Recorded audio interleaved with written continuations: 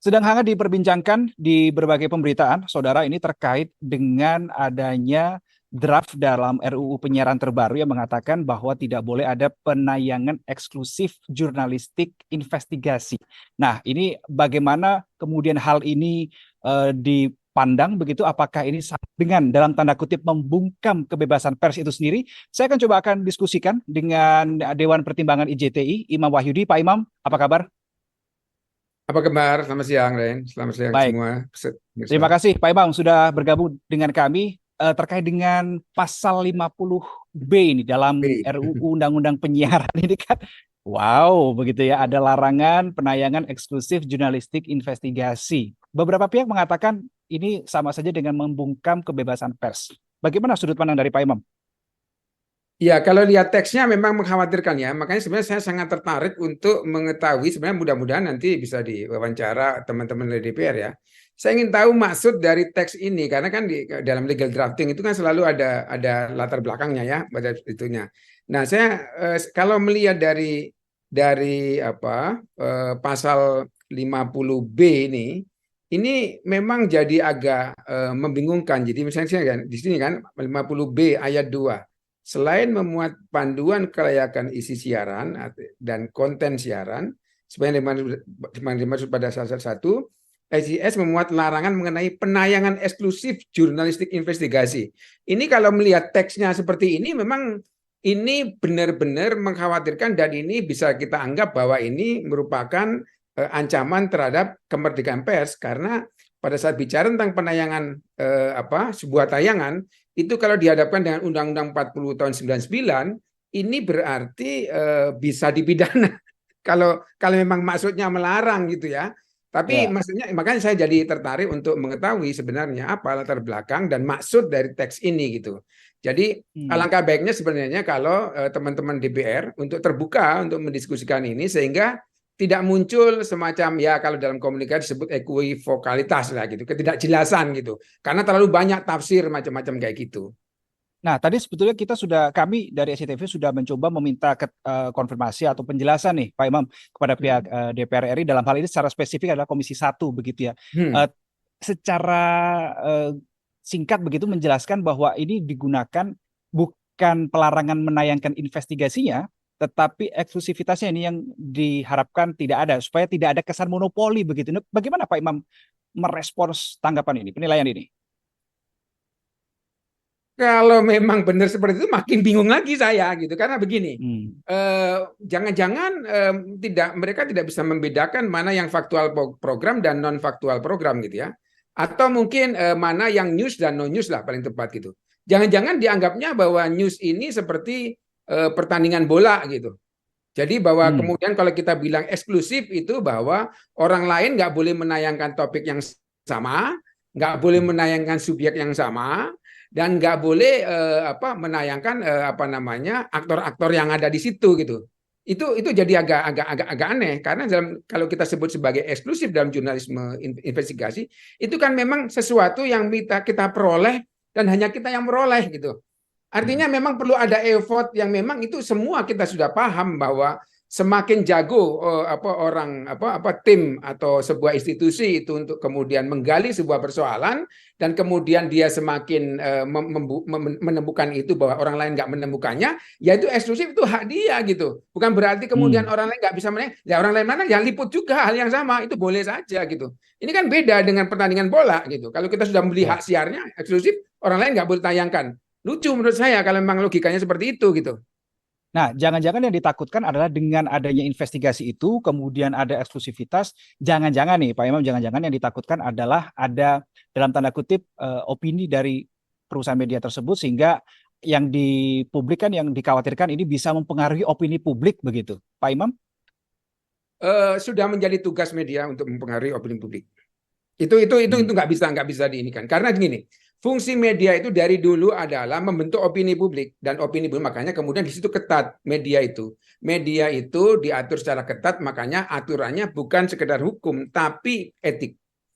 Di situ Hmm. etik itu ada landasan moral di mana kemudian orang pelakunya itu bukan hanya berjalan atau beroperasi dengan berdasarkan aturan-aturan formal, tapi juga hati nuraninya.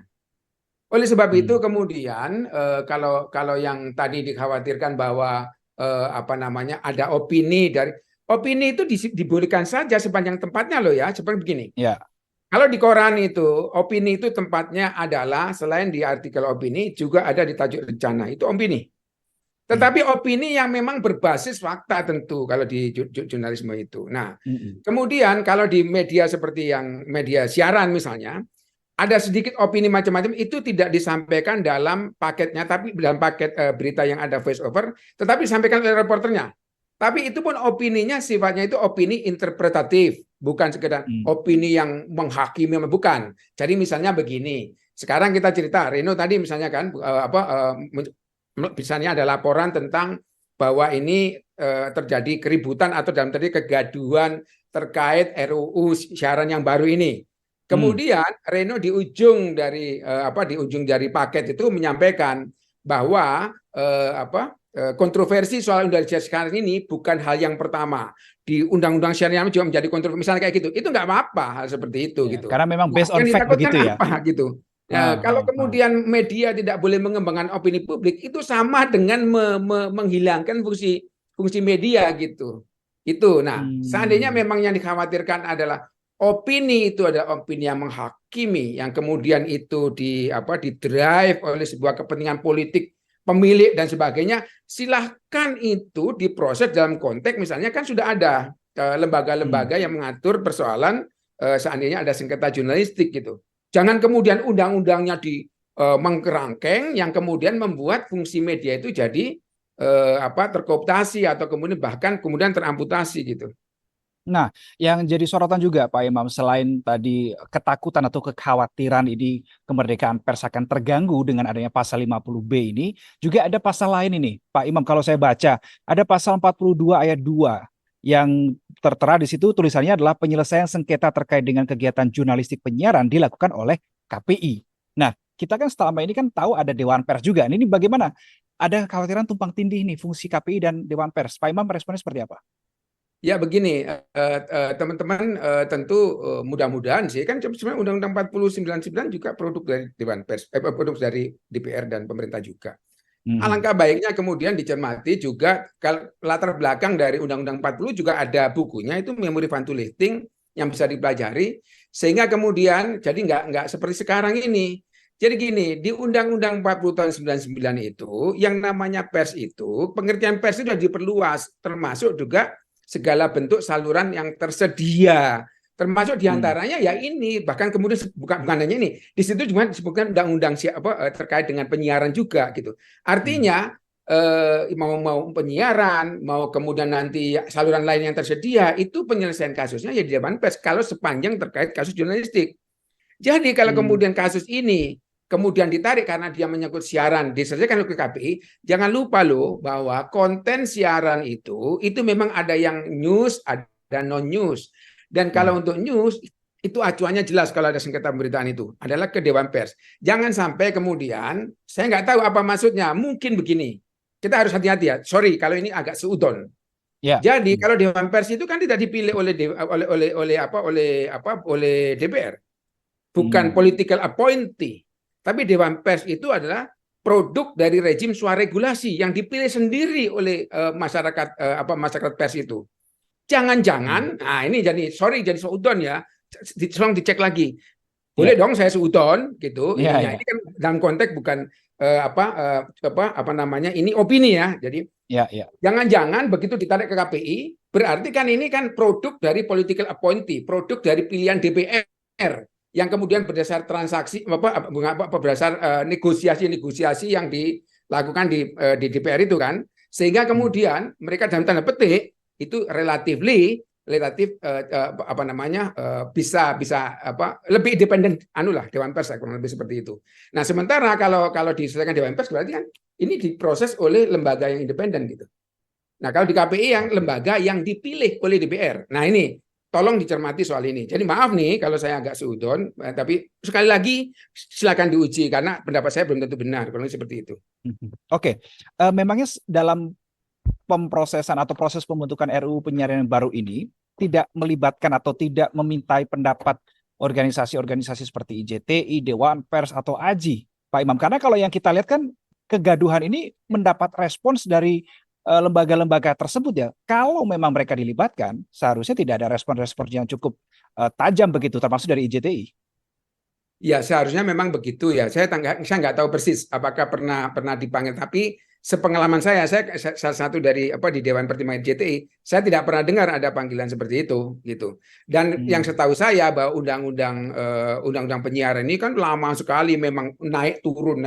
Artinya sempat sampai dibalik, tendang lagi macam-macam gitu. Jadi intinya penuh dengan pergumulan dan sebagainya. Tiba-tiba muncul seperti ini. Ini menjadi pertanyaan gitu. Nah, menurut saya belum terlalu terlambat. Artinya bahwa sebenarnya teman-teman di DPR, menurut saya saatnya sekarang untuk menyerap aspirasi, respon. Kan harus begini. Kalau sesuatu untuk menjadi hal yang baik itu kan sebenarnya ada aksi, reaksi, penyesuaian. Aksi, reaksi, penyesuaian. Nah, ini bagian dari reaksi publik, tolong dibacalah. Setelah itu lakukan penyesuaian gitu. Supaya nggak terjadi kegaduhan. Karena gini, sesungguhnya kalau saya lihat itu kegaduhan itu yang pada akhirnya rugi adalah kita semua, masyarakat semuanya. Bisa jadi yang berkomentar kayak makanya saya hati-hati banget mau mengomentari apa maksudnya DPR. Saya nggak mau menjustifikasi bahwa maksudnya DPR begini, bahwa saya punya suudon bisa saja. Tapi maksud saya adalah tolong ini diuji. Dan maksud saya adalah setelah ada respon-respon ini, saya mohon dengan sangat hormat kepada teman-teman DPR untuk menyerap ini dan melakukan penyesuaian. Sehingga nggak lagi ini, karena saya yakin bahwa maksudnya DPR, maksudnya teman-teman juga baik gitu, tapi caranya juga harus baik gitu supaya jangan kemudian yang terjadi kita nggak just setback. Ingat pada saat kemudian kemerdekaan pers itu dicederai atau kemudian terancam untuk diamputasi, maka mari kita siap-siap untuk kembali ke masa silam yang kelam. Karena sesungguhnya salah satu kunci demokrasi itu adalah kemerdekaan pers gitu. Tentu kemerdekaan pers yang profesional. Bahwa ada pers yang tidak profesional, kita akui bersama bahwa ada. Mari kita selesaikan. Tapi dengan undang-undang seperti ini, nggak ada lagi itu dikebiah uyah semua kena gitu. Oke, berarti dengan kata lain, Pak Imam berharap ada upaya dari DPR RI untuk mungkin ya memanggil dari beberapa organisasi seperti Dewan Pers, IJTI, AJI dan seterusnya untuk duduk bersama memberikan pandangannya dan kemudian didengar, dan sebagai tadi kalau bahasa dari Pak Imam adalah penyesuaian. Itu mau duduk bareng begitu ya? Ya tentu, dan saya harap juga bahwa pemanggilan mendengar aspirasi itu bukan sekedar formalitas, tapi benar-benar diperhatikan gitu bahwa kemudian nanti akan ada penyesuaian. Karena bisa saja dengan oke dipanggil, didengar gitu, didengar tapi nggak kepanggil kan bisa saja kan, Ren. Orang Jawa Timur kan iya tapi tidak di ini ya. Oke, ini tentu menjadi sebuah catatan tersendiri. Semoga didengar ya, Pak Imam, oleh pihak Amin. DPR, Saya khususnya yakin Komisi teman-teman 1 DPR DPR RI. kok punya wisdom untuk itu ya. Oke, baik Pak Imam Wahyudi, Dewan Pertimbangan IJTI, terima kasih waktunya sudah berbagi sudut pandang, berbagi informasi juga pada kita. Kita jumpa di episode lainnya, Pak Imam. Selamat siang. Selamat siang.